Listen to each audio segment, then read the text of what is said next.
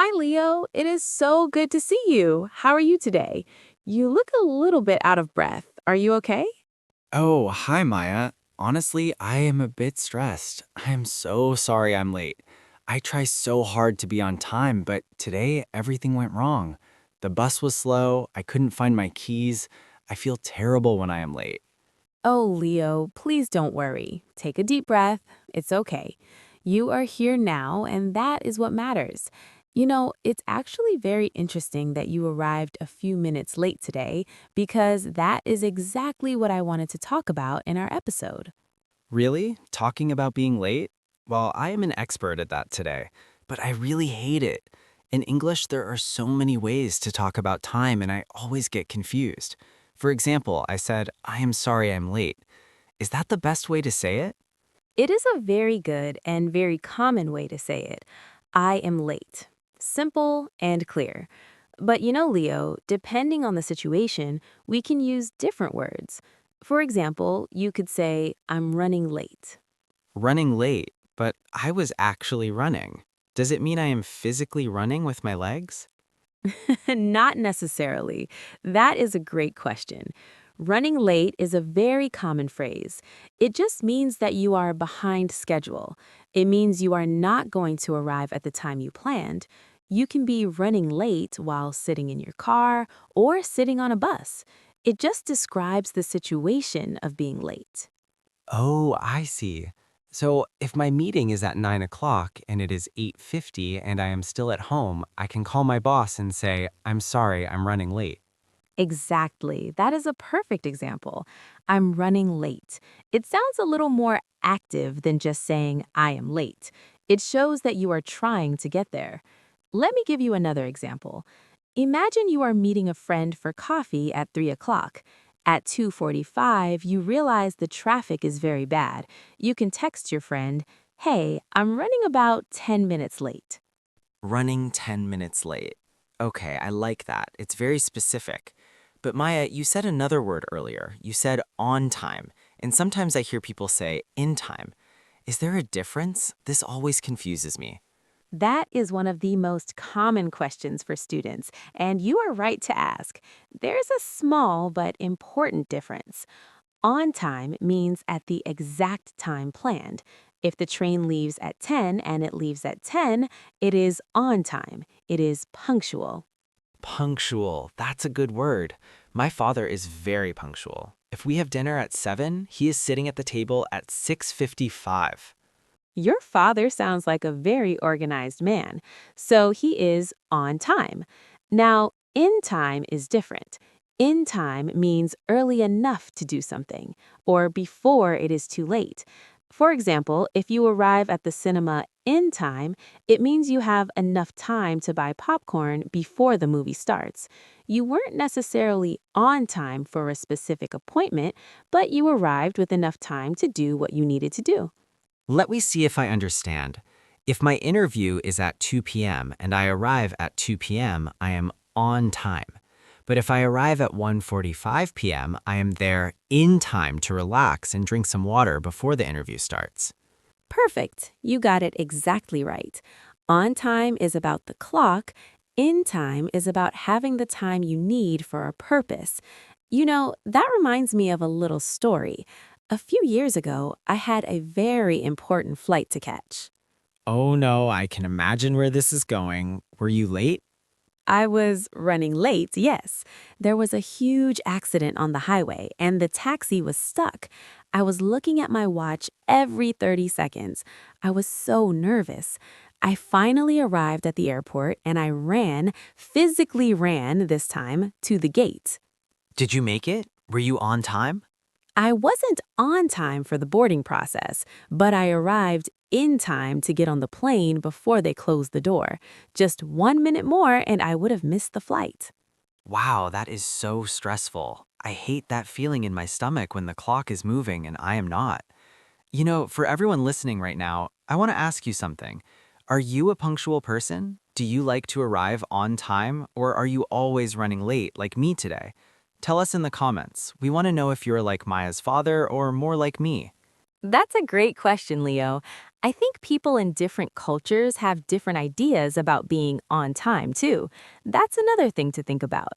But let's look at some other phrases.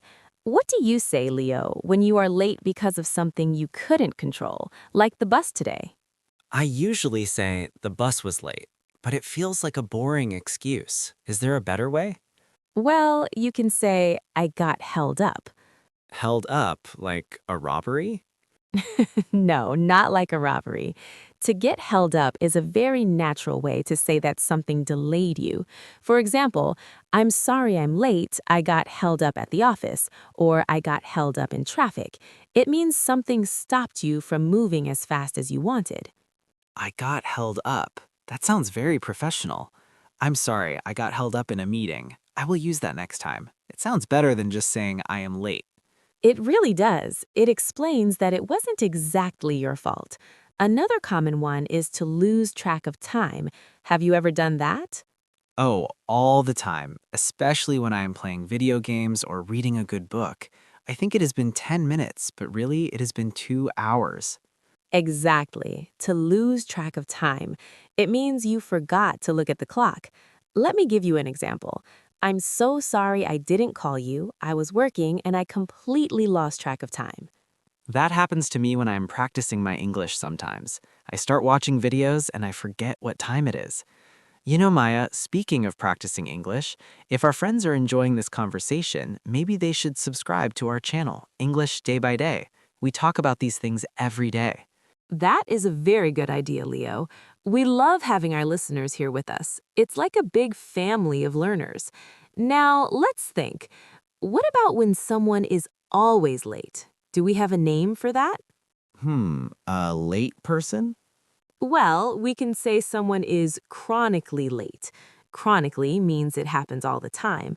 But we also have a funny expression, fashionably late. Fashionably late.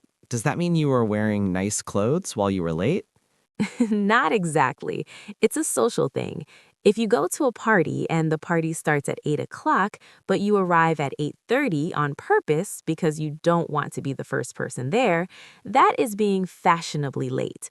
It's considered cool in some places. Oh, I like that. So if I am late to a party, I can say, I'm not late, I'm just being fashionable. Well, you can try, but be careful. If it's a dinner party and the food is getting cold, your friends might not think it's very fashionable. They might just think you are behind schedule. Behind schedule. You used that before. Is that just for work? Usually, yes. We use behind schedule for projects or for transport, like the train is running 15 minutes behind schedule. It sounds more formal than the train is late. Okay, formal, behind schedule. I'll remember that.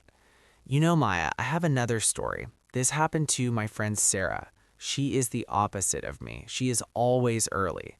One time we were going to meet for lunch at 1 o'clock. I arrived at 1:05, only 5 minutes late, but she had already finished her water and was looking very angry. Oh dear. Some people are very sensitive about time. For them, being 5 minutes late is a big problem. Exactly. She said to me, Leo, you are always lagging behind. What does lagging mean? Lag behind. That's a great idiom. Think of a race. If one person is running very slowly and the others are far ahead, that person is lagging behind. In a social sense, it means you are slower than everyone else. Sarah was ready, the restaurant was ready, but you were lagging behind them. I felt so bad. I think I need to learn how to manage my time better, but it's hard. You know, Maya, sometimes I just oversleep. That is the worst reason to be late. Oversleeping. Yes, that is difficult. Oversleep is a single word and it means you slept longer than you intended. You missed your alarm. For example, I'm sorry I'm late for the meeting. My alarm didn't go off and I overslept. My alarm didn't go off. That is a classic excuse. Sometimes it's true, but sometimes we just hit the snooze button too many times. The snooze button, the enemy of punctuality. Do you hit the snooze button, Leo? Maybe 5 or 6 times. It feels so good to sleep for just 5 more minutes, but those 5 minutes usually turn into 30 minutes. I understand. We call those 5 more minutes a lie we tell ourselves. Another way to talk about time is using the word sharp. Have you heard that? Like, the meeting is at 9 o'clock sharp. Sharp, like a knife? Yes, but here it means exactly. If a meeting is at 9 o'clock sharp, it means you must be there at 9 a.m., not 9:01, not 9:05, exactly 9 o'clock. Oh, that sounds very serious. 9 o'clock sharp. I will definitely be on time if someone says sharp to me. It is a good way to show that punctuality is very important for that event. Leo, while we are talking about being serious, I hope our listeners are enjoying this episode. If you are, please give us a like. It really helps our channel grow and helps other people find these English lessons. Yes, please. A like is a great way to support us. Maya, I have been thinking, what if I am late but I have a very good reason? For example, what if there was an emergency? Then we use the word unforeseen, unforeseen circumstances. That sounds very difficult. Unforeseen. Let's break it down.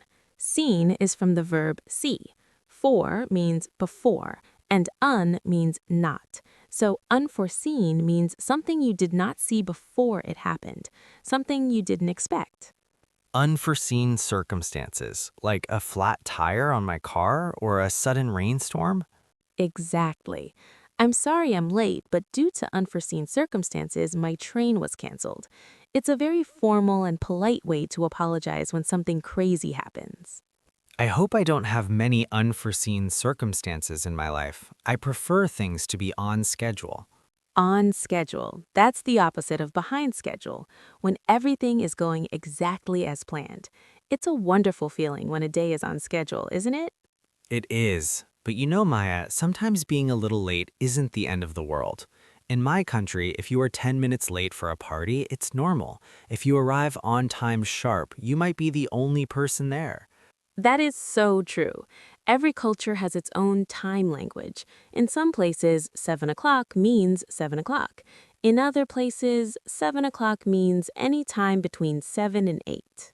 Exactly. That's why it's so important to learn these phrases in English. If I am working with people from London or New York, I need to know if they mean 7 sharp or 7-ish.